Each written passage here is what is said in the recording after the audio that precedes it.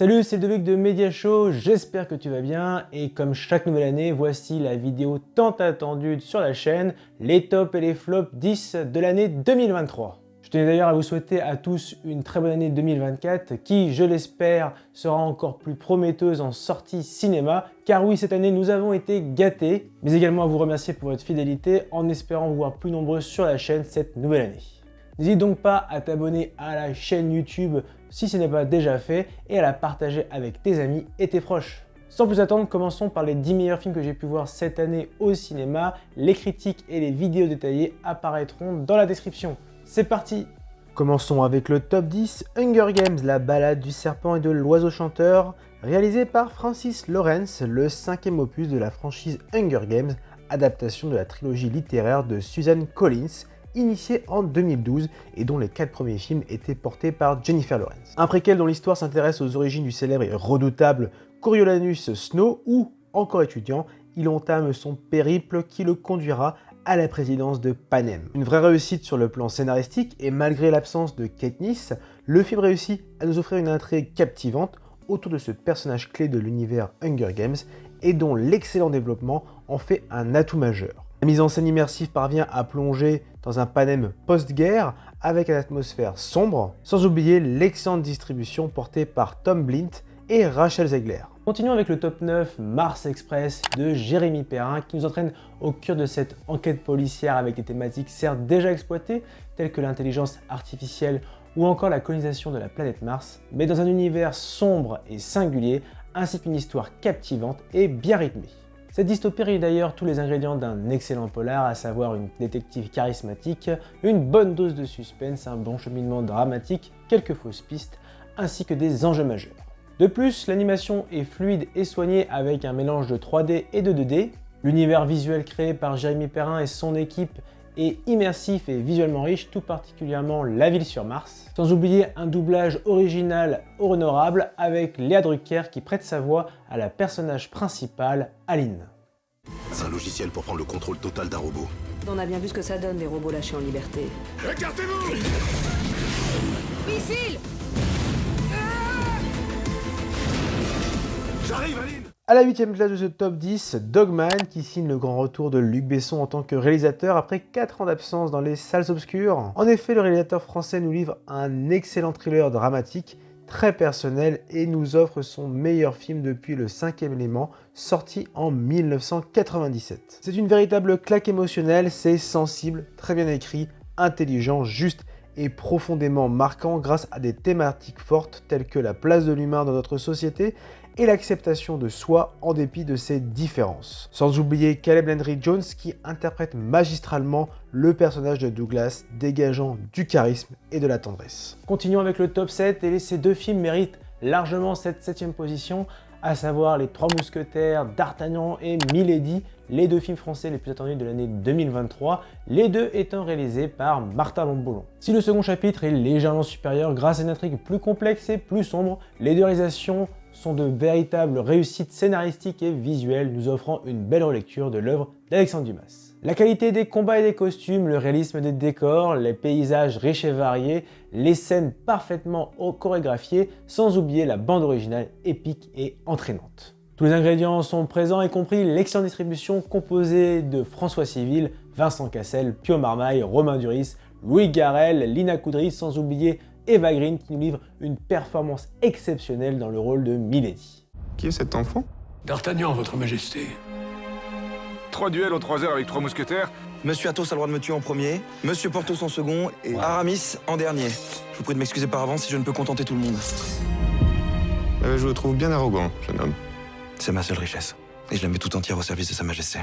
Le top 6 est attribué à Mission Impossible Dead Reckoning, partie 1, réalisée par Christopher McQuarrie, le 7e volet de la franchise mené par Tom Cruise dans le rôle de Ethan Hunt. Un excellent film d'espionnage qui certes ne brille pas sur l'originalité de son scénario, mais redoutablement efficace et nous offre une bonne dose d'action avec de belles idées de mise en scène. En effet, la scène en Norvège est tout simplement incroyable, où Tom Cruise repousse ses limites. Le mec a 61 ans, c'est quand même incroyable. La franchise ne faiblit pas et on peut y retrouver tous les ingrédients d'un bon Mission Impossible, tension, humour, émotion, espionnage, course-poursuite et sensations. Bref, hâte de voir la partie 2. Continuons avec le top 5, The Fabelmans, réalisé par Steven Spielberg. Là où Damien Chazelle explore le 7e art avec beaucoup d'énergie à travers le film Babylone, le réalisateur américain nous invite à le découvrir d'une manière plus intime et plus personnelle avec cette lettre d'amour à sa famille et au cinéma. Le scénario offre d'une part une réflexion sur le métier de réalisateur et les difficultés du secteur à travers cette relation père-fils, et de l'autre, il dresse un magnifique portrait de la femme à travers le personnage de Mitzi. Côté mise en scène, Steven Spielberg fait preuve de créativité avec des scènes vraiment passionnantes ainsi qu'une excellente bande originale composée par John Williams. Enfin, le film trouve une distribution attachante, principalement marquée par la talentueuse Michelle Williams, qui signe très certainement son meilleur rôle. On va faire quoi comme film ?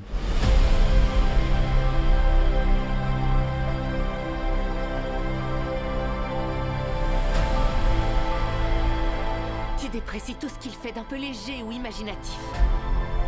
Tu pourrais être un peu plus encourageant. On se rapproche du podium avec la 4e place attribuée à The Whale, réalisé par Darren Aronofsky et qui signe surtout le retour de Brendan Fraser dans un rôle qu'il interprète à merveille. Son jeu est bouleversant, l'acteur est véritablement impliqué dans son personnage. L'Oscar est largement mérité, quelle véritable claque.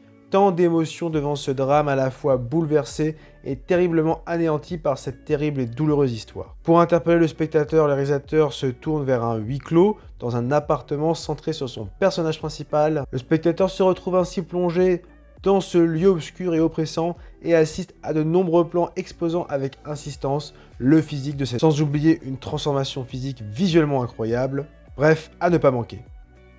À la 3e marche du podium, nous retrouvons The Son, le second long-métrage de Florian Zeller qui nous avait offert en 2021 The Favor. Un excellent film dramatique qui, après la démence sénile, nous confronte à un sujet très épineux, la dépression adolescente. Une nouvelle fois, plutôt que de vouloir expliquer ou justifier ce mal-être, le réalisateur cherche à nous déstabiliser en nous positionnant en tant que membre de la famille de cet adolescent qui n'a plus le goût de vivre. Le scénario est maîtrisé de bout en bout, aussi bien dans ses dialogues que dans sa structure, avec de nombreux renversements de situation qui permettent de maintenir un rythme soutenu. Sans oublier l'excellente distribution composée de Hugh Jackman bouleversant, Laura Dern, Vanessa Kirby et Zed McGrant. J'ai l'impression d'avoir tout raté. J'ai pas été là pour lui. Il y avait tellement de joie dans notre famille. Tu fais toujours tes beaux sermons sur la vie et après tu nous abandonnes. J'ai le droit de refaire ma vie! Le top 2 est attribué à Oppenheimer, réalisé par Christopher Nolan, un film très différent dans sa filmographie, et il s'agit également de sa réalisation la plus dense, avec une durée de plus de 3 heures. C'est un véritable coup de maître, avec un scénario intelligemment construit sur 3 timelines différentes. Si cette structure paraît complexe au début de l'histoire, elle prend finalement tout son sens et offre une certaine dynamique à l'œuvre afin de maintenir constamment notre attention. Car oui, attendez-vous à beaucoup de dialogues, mais ô combien intéressant. Saluons également l'excellent travail de documentation de la part du réalisateur britannique, avec un excellent développement de Oppenheimer, une étude très intéressante, complexe et surtout instructive du personnage.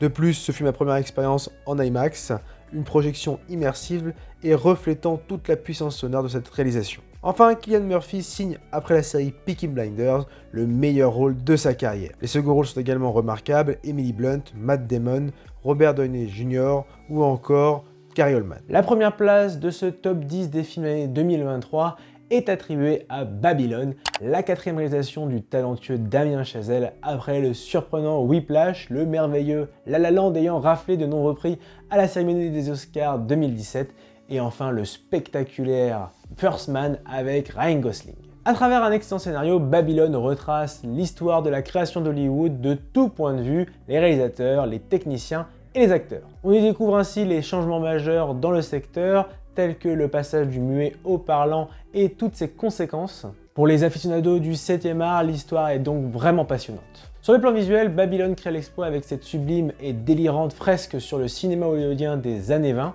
Tout y est pour nous en mettre plein les yeux et illustrer la folie de l'époque. Les chorégraphies désinvoltes, les nombreux costumes, les plans, la photographie, les décors, ou encore la bande originale de Justin Hurwitz qui donne une véritable identité à l'œuvre. Sans oublier d'excellents acteurs tels que Brad Pitt, Margot Robbie ou encore Diego Calva.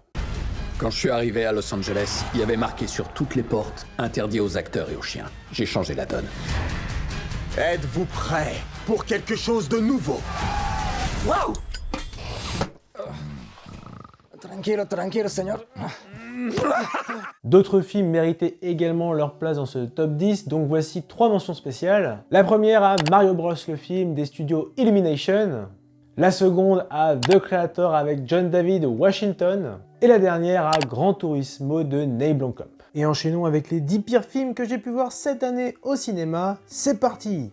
Démarrons avec le flop 10, Vision, réalisé par Ryan Gosling. Malgré une bande-annonce alléchante, le résultat n'est pas à la hauteur des attentes. À mi-chemin d'un thriller érotique et un film psychologique, le réalisateur s'amuse constamment à manipuler le spectateur en passant du rêve à la réalité, du fantasme au cauchemar et inversement. C'est un procédé captivant dans la première moitié de l'histoire, mais qui par la suite malheureusement devient redondant et perd en efficacité. De plus, le dénouement est rapidement prévisible. Le film manque ainsi cruellement de rythme et se retrouve dépourvu de suspense. Bref, après 2 excellents thrillers, Un homme idéal et Boîte noire, c'est un véritable flop pour Ryan Gosling. Continuons avec le flop 9, Acide, le second long métrage de Just Filippo après le bouleversant La Nuée. Et en effet, après avoir expérimenté dans le genre horrifique, le réalisateur français s'aventure dans le registre fantastique avec ses pluies dévastatrices et acides, et malheureusement je reste assez partagé. D'un côté, Just Filippo maîtrise brillamment l'ambiance de son film, oppressante et sombre. Il y a beaucoup d'intensité et de suspense au sein de cette histoire avec des scènes renversantes. C'est donc un film français ambitieux sur sa forme, avec de l'action et qui n'a rien à envier aux productions américaines. Mais de l'autre, sur le fond, le scénario manque de densité et de profondeur, ce qui lui aurait permis de véritablement se démarquer dans le registre de films catastrophes. Au lieu de ça, l'histoire se résume malheureusement à un simple récit de survie rempli de facilités scénaristiques sans ne jamais approfondir ses personnages ni même la dimension écologique et sociale de cette catastrophe naturelle. Alors, ramener à la maison à chaque fois qu'il pleut. L'acide sulfurique est corrosif pour la peau, C'est ce bordel. Qu'est-ce que tu fous, Élise? les yeux, les voies respiratoires et digestives. 20 départements en vigilance rouge à la canicule du jamais vu. Accroche-toi!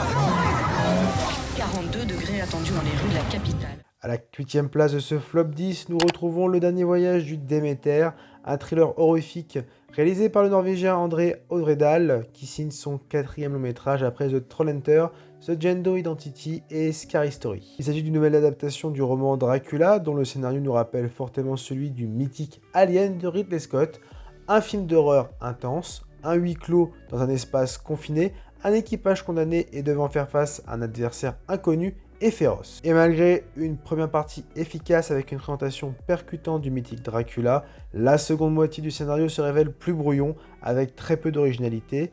En effet, cette chasse aux monstres devient trop répétitive et par conséquent, malgré des scènes sanglantes, le scénario est moins captivant et perd en rythme. C'est bien dommage car la mise en scène proposait de très bons effets spéciaux, un maquillage réussi et un costume remarquable, mais ce n'est malheureusement pas suffisant. Continuons avec le flop 7 avec La Petite Sirène, et malgré une certaine lassitude chez les spectateurs, les studios Disney continuent leur élan dans l'adaptation de leur classique d'animation en live action, et ce n'est pas terminé au vu des projets annoncés pour les prochaines années. Et si Rob Marshall nous offre une réalisation plutôt honorable sur le plan scénaristique, il y a tout de même de nombreux défauts, notamment le développement des personnages secondaires très décevants. Le roi Triton est insipide et manque de charisme, Sébastien et Polochon ne marquent pas les esprits, et enfin Ursula n'est pas aussi diabolique que son homologue animé.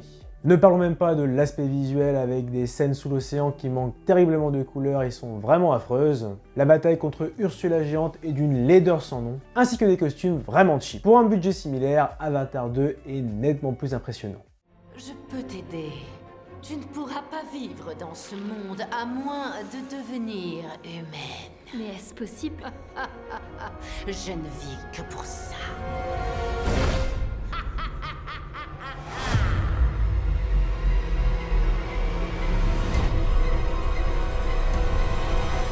Pour le flop 6, nous retrouvons The Flash, réalisé par Andy Muschietti. Et malgré un côté nostalgique avec le retour de Michael Keaton, cette production est beaucoup trop brouillon, présentant de nombreux défauts et vient à nouveau ternir l'image du DC Extended Universe. Le plus frappant, c'est le ton humoristique de ce blockbuster, beaucoup trop prononcé, parfois même lourdingue, et le super-héros Flash perd ainsi toute crédibilité. Côté personnage, on se retrouve avec une Supergirl sous-exploitée, Zod qui ne s'impose pas véritablement dans cette histoire et qui ne présente ainsi pas d'antagonisme marquant. Et puis de manière générale, dans sa globalité, il est difficile de cerner l'utilité et l'impact de ce film. Côté mise en scène, c'est une grosse déception sur le plan visuel avec une avalanche d'effets spéciaux dont la finition est plus que douteuse. Enfin, l'interprétation de Ezra Miller n'est malheureusement pas convaincante. Le flop 5 est attribué au film L'Exorciste du Vatican de Julius Averi, son 4e long métrage après 2 thrillers, Son of Gun et Le Samaritain, ainsi que le film de guerre fantastique Overlord. Elle a une première partie convaincante grâce à son personnage principal interprété par Russell Crowe, son caractère et les enquêtes qu'il mène. L'Exorciste du Vatican finit par plonger dans la banalité et les clichés du film d'exorcisme. L'histoire est poussée à l'extrême et sombre peu à peu dans la surenchère perpétuelle. Lévitation, membres rotatifs, croix inversée et j'en passe. Quelques longueurs s'installent et finalement le film perd toute sa crédibilité durant la scène finale à mi-chemin entre du fantastique et du grotesque. Un dénouement nanardesque à l'image du film. Toi, je suis ton pire cauchemar. Mon cauchemar, c'est que la France soit championne du monde. Arrête de te cacher derrière tes petites blagues. Aux marges de ce flop 10, à la 4e place, nous retrouvons Shazam, la rage des dieux, réalisé par David F. Sandberg.